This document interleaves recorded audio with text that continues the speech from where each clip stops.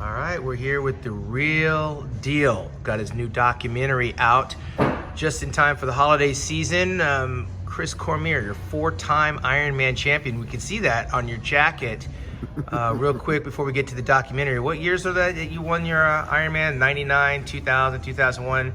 You won that show 4 years in a row? In a row, yes. And what year was that you retired? 2006, I think, was the last time? 2005? Somewhere around there? 2007 maybe. I think 2007, I believe. All right, you had a pretty good run. Let's go back to the beginning before we get to the documentary. 1987, you won the Teenage California. Yeah, I won the Teenage California then. Started with the Palm Springs competition, but I first started in 1985, but my major contributions in the teenage category was the Cal and then the Nationals. Man, that was a long time ago. And the Nationals, 1987. Yeah. In Seattle, Washington. Some notable competitors in there. Well, wait a minute. Did you say the 1987 Nationals? Teenage Nationals. Oh, yes. Teenage Nationals, because that was the year I was winning the Nationals. Yes, on the other coast. Yeah, Sean was in the Nationals, in the Teenage Nationals. But we were on the same stage together in '87 when you won your Teenage California. Yes. That's a big deal in Santa Monica. I think that's really what launched you into recognition. Yeah, that was the first, the big one, because it was a lot of prominent people in there. As you know, as that's how the competition was back then. It was very stiff competition, and it was tough. You had an easier time than I did, but I think we traveled kind of similar paths, because you went from the Teen Cal to winning the Mr. California, right? What year was that? Mr. California, 1990. And you followed behind Flex Wheeler. And prior to Flex was 89. You were. I was 87. 87. Rick Stevenson won it in 88. Do you remember who won it in 1986, the year before me? Tom Terwilliger, was it? Remember Tom Touchtone? Touchtone, sorry. But wasn't Tom Touchtone 1985, and Yeah, Troy 85. Zuccolata was 87? Okay, good. So we had a good run. And prior to that, I believe Mike Christian won the Cal, Bob Paris, I believe, won the Cal, Roy Liedlmeyer. Yeah, you had to be a tough character to win that show. That's why it was like so important to get that validation early on, is to be a California champion. So that's what you want to win to make your mark. Then you went on to the USA Championships and earned your pro card in 1993. Yes, 1993. A year after Flex Wheeler and 2 years after Mike Matarazzo. Yes. So I was in that show in 1991, took fourth, took a year off, trained with Flex Wheeler. 1992, he and Rico McClinton, we went to win that together as a team. 1993, I was getting ready for that show. I just went I just threw all my chips in the middle of the table, and I'm gonna win this show. Even though I wasn't the front runner, it was actually Mike Francois, who was the out of Ohio. Yeah, he was the top gun going into that show, but I was able to take him out. That's crazy, because Mike's name would be brought up a couple of years later, infamously beating Flex Wheeler in 1995, I believe it was, at the Arnold Classic. The Arnold Classic that I didn't do, that I should have done, that I probably would have won. Yeah. That was my show. I missed it. Mike Francois. I went to the Night of Champions that year, but Francois, who has never beaten me yet to this day. Mike. Still never Shots fired. Shots fired. But I'm 4-0 against Mike, and I just wish I would have did that show, because I think I would have. I didn't do it because Flex just came out of his car accident. Yeah.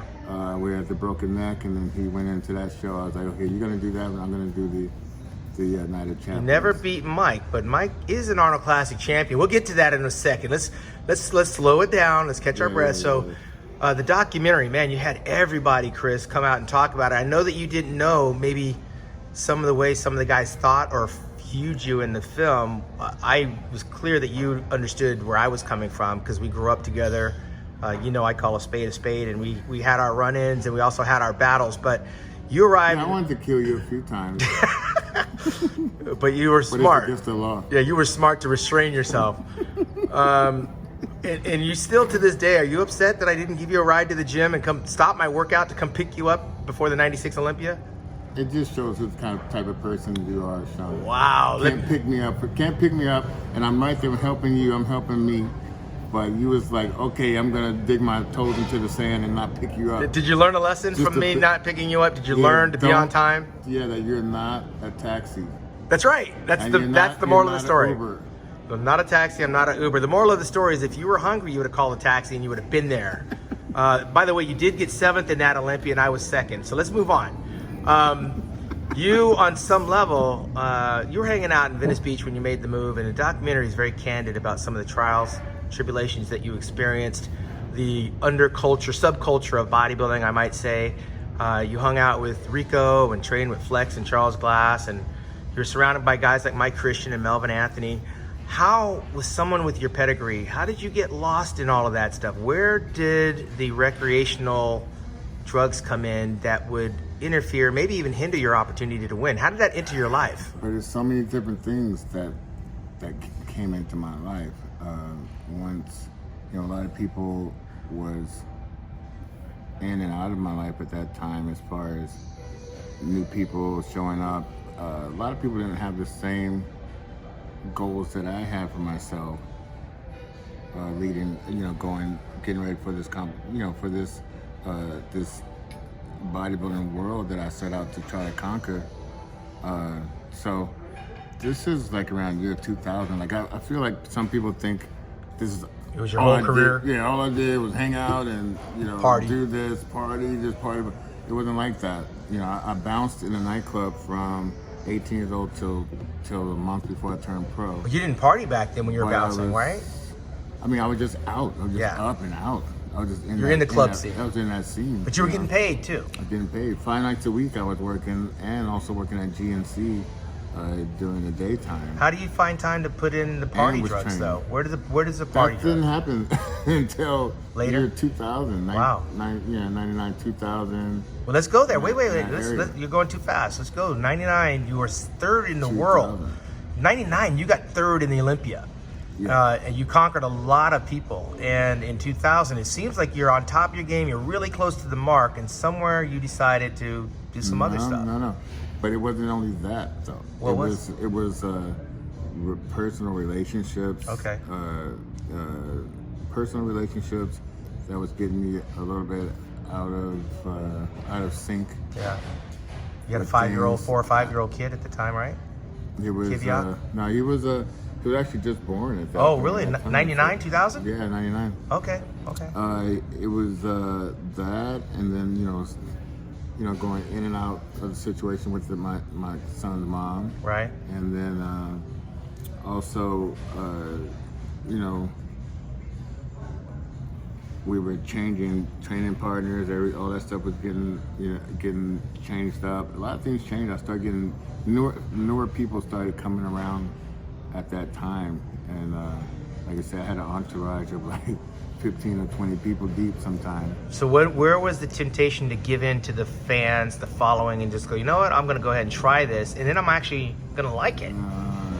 I mean, a lot of things went into that. It wasn't a snap decision. But it wasn't. But like I say, I competed also 10 times a year. That's not going to be conducive to you making a whole lot of changes in your physique if you're not doing one show per year like some of the top Olympian guys are doing. And I was, like I say, every 6 months I was competing or somewhere in the world competing or doing workshops or something. So I was on the road a lot, but I only gave myself a strong month in between those shows to do, to have some downtime and do whatever. Okay. Otherwise, I was under the gun. So but let's get back all to of these things happen. Let's get back to the question though, because Dexter Jackson did the same thing and is still doing what you did, right? Vince Taylor was very similar before you. Lots of shows, but where do you decide to? I'm gonna go ahead and party and also rationalize. A lot of the time it was after the show, but people thinking it was hindering getting ready for a show, and I couldn't focus because I was. Are you saying it didn't hinder you getting ready for a show? No, what I'm saying is, like maybe 2 or 3 shows, maybe gotten away a little bit, but not. It's not. If you think about it, you're not gonna be able to hold on to muscle if you're just staying out all night and partying all night all the time. And how in the hell am I 270 of this? That's the issue. The issue wasn't that, you know. But the issue was the concentration. Right. Being. And getting out of bed. Not just everything, you know. But mostly in the off season, you know, I'm letting my hair down. I'm hanging out. I'm in different clubs. I'm in different countries. I'm in different clubs in different countries. Well, looking back, what okay, looking back now that you're here, would you stop that, or is it something you think you could manage? I would. Yeah, it wasn't. Yeah, it was like a strong 2 years is what I could say was not good. Partying. Yeah, but it was that, but also a lot of different pressures. You know, I'm dipping in and out of different situations that were just not conducive to the bodybuilding lifestyle. Well, the documentary. You know, I'm out at, you know, I was under these strong pain meds that I was, you know, I'm going to Mexico the drop of a hat when, you know, nothing's more important than keeping the focus on the job. Yeah. So your training partner, Flex Wheeler, he said, you know, if you're gonna do this stuff, I can't be friends with you, Rico. But I can't be friends. Yeah, with you. that's the one thing I want to clear up because not. Was it tough love they were having? Yeah, no, it was just like a sit down. The intervention. Like, yeah, intervention. You know, we had the same stuff happen with other bodybuilders. We all came together as a brotherhood and had that same type Yeah, we of did talk. that with Mike Christian.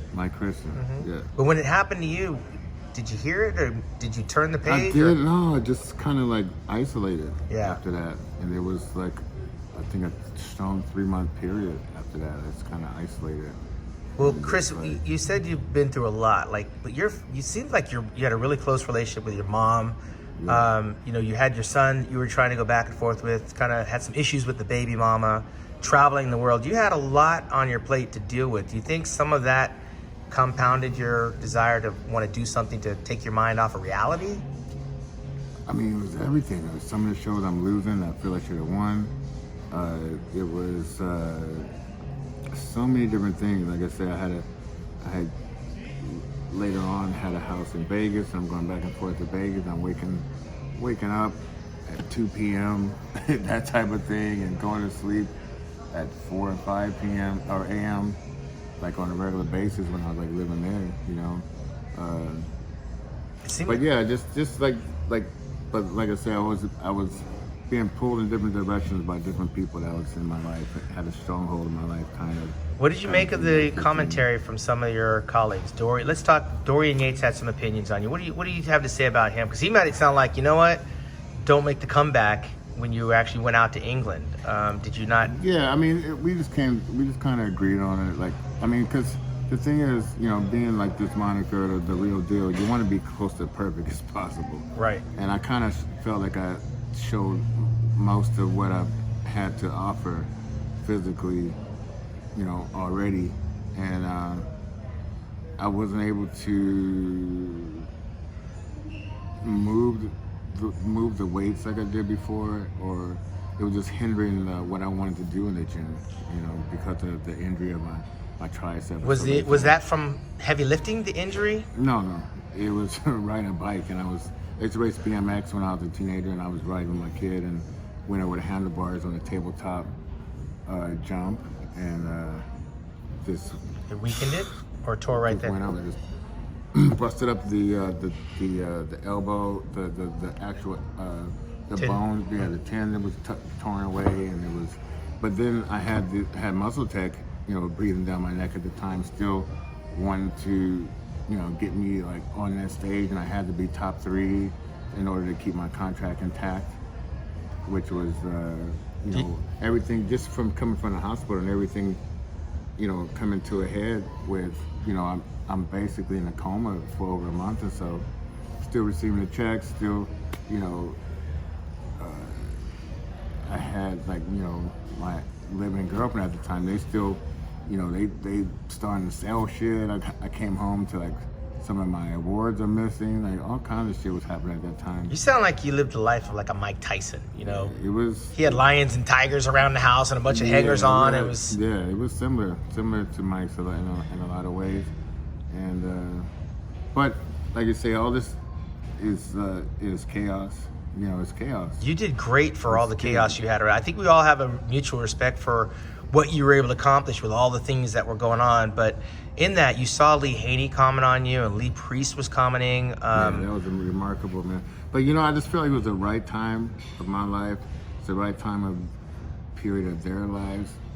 For myself, I've never really been open with my personal life to anyone, let alone make a documentary and let people in on some of my mindset or what was going on at the time, mentally, physically.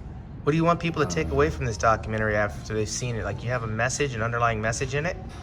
But the thing is, though, one thing a lot of people did convey was I was a tough competitor. Absolutely. Your record shows that. I was strong, and I worked hard, but I think so many people get lost in the legendary stories of me just being out and right. Street. I think, Chris, but don't you think that I can speak for a lot of guys when I say we were more shocked that you were able to achieve what you did while partying? And if you take the partying away, maybe you could have been the Arnold Classic champion. It was more than that, Sean. As I look back, I wasn't even developed fully like I should have been. Do you think the partying had something to do with it? No, I think my training had a lot to do with that. I was working hard, but I wasn't working hard. I was working hard with big weights. Right. Big weights wasn't going to bring my physique where I wanted to, and I was stuck on doing that. Let me get this straight. Are you saying the partying didn't slow down your progress? What I'm saying is, I didn't like blow up after shows. Right. Like I wasn't even going to the banquets anymore. I'm just going straight to the club. I know, but don't you think that slowed your progress? That might have, when you It's multiply not gonna help. It's not gonna help. That's for sure. But then I had people come up to me, hey, show me what you're doing. I'm like, I'm not gonna show you anything. Show you what I'm doing. Like, this is no.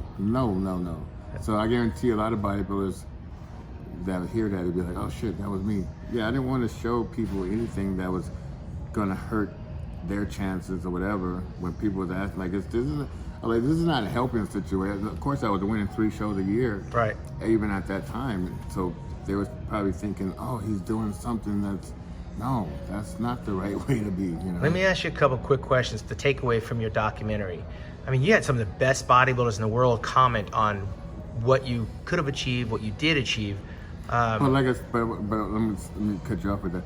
But what I'm saying is, I wasn't like, things could have been better if I had different things. Like, if I was just like, okay, different people around you. Yeah, I'm in Kuwait. I'm in England. I'm whatever. I'm away from whatever making me so comfortable that I'm just in that comfortable state. I should have been in this situation. I was trying to, but then that's when I got hurt. But I was actually trying to go, okay, I'm gonna go and train with Dorian. I'm gonna stay away for 3 months from everything I know. I'm just gonna like Brandon Curry does right now with the Oxygen Gym. Yeah. That would have been a stable environment for you. Oh yeah, for sure. Well, like Flex was married, Dorian was married. Neither one of them had to leave where they were at, so they're a little more balanced. Rico, but for whatever reason, you were kind of being pulled in a lot of different directions, and you allowed yourself to be pulled in a lot of different directions. That's probably the bigger issue. Right. But when you hear Lee Haney and Tony Doherty, the promoter of the Australian Pro Show, and the career's over, do you feel anything that, like, you didn't leave it all out there? Like, you know, people complain about not winning the Olympia, but a lot of guys didn't win the Olympia. It was just a lot of stupid little things that add up to a lot of but it was like things that could have changed just by a certain yes or no, or yes, I'm going to go take care of this in the hospital right now, instead of, oh, I'm going to do the renegade style and call the doctor friend, let me get some antibiotics for my shoulder, you know, which turned into staying in my system, my bloodstream, and going, taking on my lower back, and it's like just totally changed my structure, changed everything. So when I went to go compete, I just like, okay, this is not gonna beat me. I did 2 more shows after that, and I think every great champion runs into that of when to quit. Yeah. But that being said, now you're in a great place. You're actually headed to Egypt next week to pick out the Egyptian team and judge. I'll be there with you. Yeah. You've been spending time, like you said, over in Kuwait. You're already in Australia. You're over in China. You're doing some amazing things now, paying it forward, helping out guys like Breon Ansley. And I heard Rolling Winkler on the stage giving thanks to you right in front of Arnold Schwarzenegger about the posing and things. Is that filling up your vacancy for what you might not have accomplished on the Olympia stage? Is that making you a happier person today, helping others? It fills the void a little bit. You know, it's just like I'm going to competition also, and so I'm pushing hard. They're pushing hard, and you know, it kind of balances out a little bit. But I'm a competitor, and I'm a champion, and I'm a warrior. So I bring all of that mental mindset to people that I'm invested in, you know. So I feel like it's helping. Well, we're gonna sit back and watch the journey of the real deal, Chris Cormier, from a teenager to an old middle-aged man.